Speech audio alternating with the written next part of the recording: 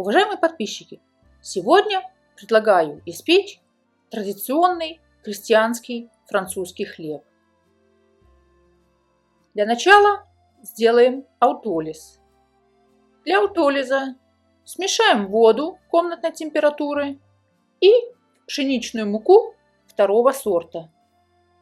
Все хорошо перемешаем для того, чтобы у нас не осталось сухой муки, и оставим под шапочкой для душа на 1 час.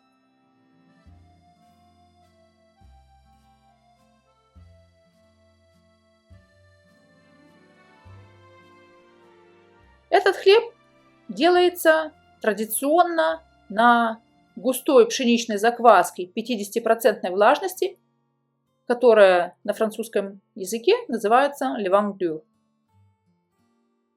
Такая закваска способствует развитию анаэробной среды, что стимулирует развитие уксусной кислоты. Поэтому такая закваска придает хлебу более выраженный вкус и хорошо раскрывает естественный аромат муки.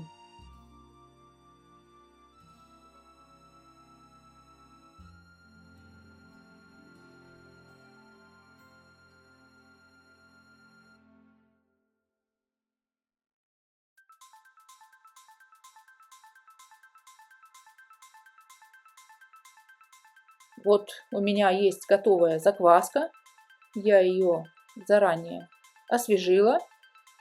Вносим закваску в тесто, вносим остальные ингредиенты в тесто и производим замес. Levain dur или густая пшеничная закваска в основном используется во французском хлебопечении для приготовления так называемых характерных хлебов, то есть хлебов в деревенском стиле, а также хлебов, содержащих ржаную муку наряду с пшеничной или муку каменного помола.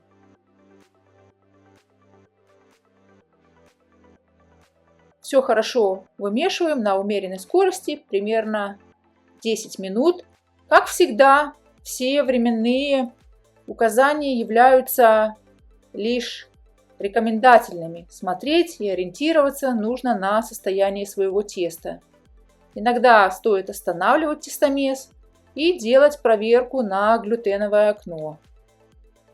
Если вы производите замес тестомесом, следует быть особенно внимательным для того, чтобы не перемесить тесто, потому что если тесто перемесится, то его остается только выбросить. Ну вот мы видим, что глютеновое окно у нас хорошо развито, и тесто можно выложить в контейнер на брожение. Контейнер смазываем рафинированным растительным маслом, которое не имеет ни запаха, ни вкуса.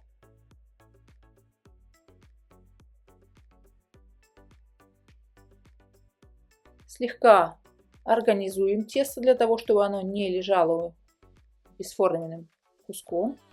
Вот у меня мука имеет достаточно высокую растяжимость, именно поэтому она так вот тянется, то есть она более растяжима, чем эластична. Но это не страшно в данном случае.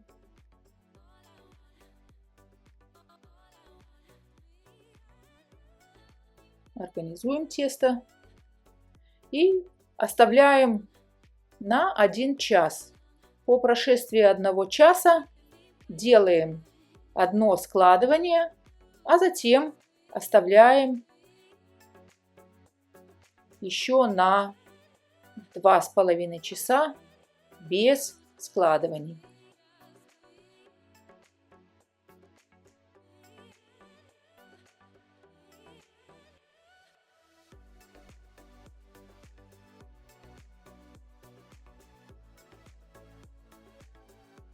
Вот такие складывания хорошо применять при достаточно влажном тесте, потому что если тесто у вас менее влажное, то складывание лучше делать другим образом, накладывая тесто на себя, а не подворачивая его.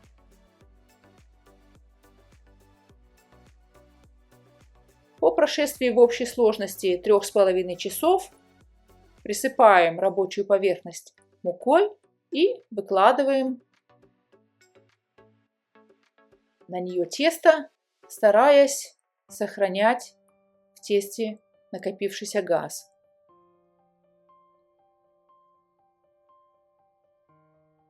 Присыпаем слегка мукой верхнюю поверхность и осторожно вываливаем, стараясь не форсировать события, не разрушая глютеновую структуру, которую мы так старательно развивали.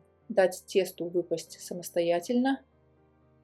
Единственное, что можно сделать, это помочь по краям, но не более.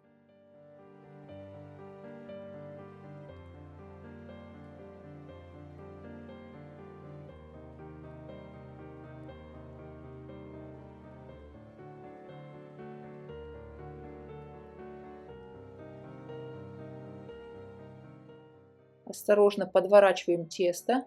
Верхнюю поверхность не присыпаем мукой для того, чтобы не образовывалось непромесов. А там, где наблюдаются излишки муки, убираем их и осторожно подкатываем тесто в шар.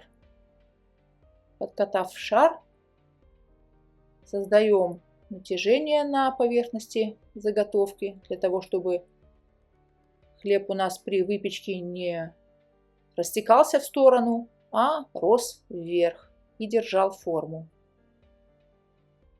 Выкладываем заготовку в корзину для расстойки, которую я присыпала ржаным шротом. Подтягиваем заготовку для того, чтобы натяжение на поверхности теста у нас было максимальным, однако следует соблюдать баланс и стараться не порвать поверхность. Присыпаем мукой, надеваем шапочку для душа и убираем на холодное брожение до следующего утра. Стартовое брожение в данном случае делать не нужно. На следующий день достаем заготовку и выпекаем непосредственно из холодильника. Выпекать можно как в чугуне, на камне, так и просто на противне.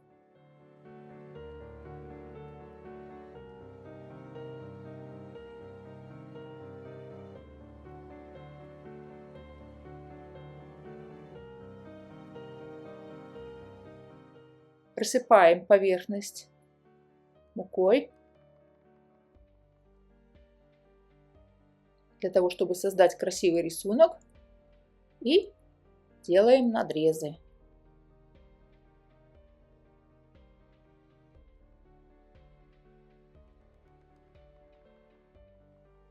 Надрезы должны быть глубиной 5-7 мм для того, чтобы они хорошо раскрылись. Вот, делаем такой традиционный для французских крестьянских хлебов рисунок. Он достаточно типичен и распространен. Выпекаем первые 20 минут с паром при температуре 250 градусов, а затем без пара еще 20 минут при температуре 230 градусов.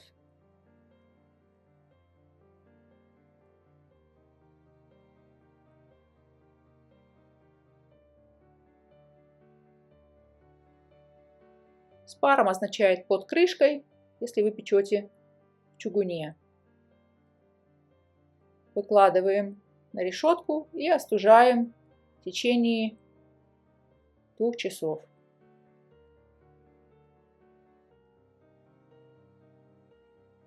Французские хлеба отличаются очень интенсивным, глубоким цветом махагони.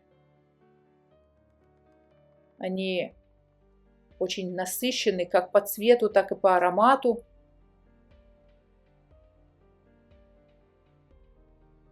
А мука второго сорта придает мякишу, конечно, глубокий вкус и аромат.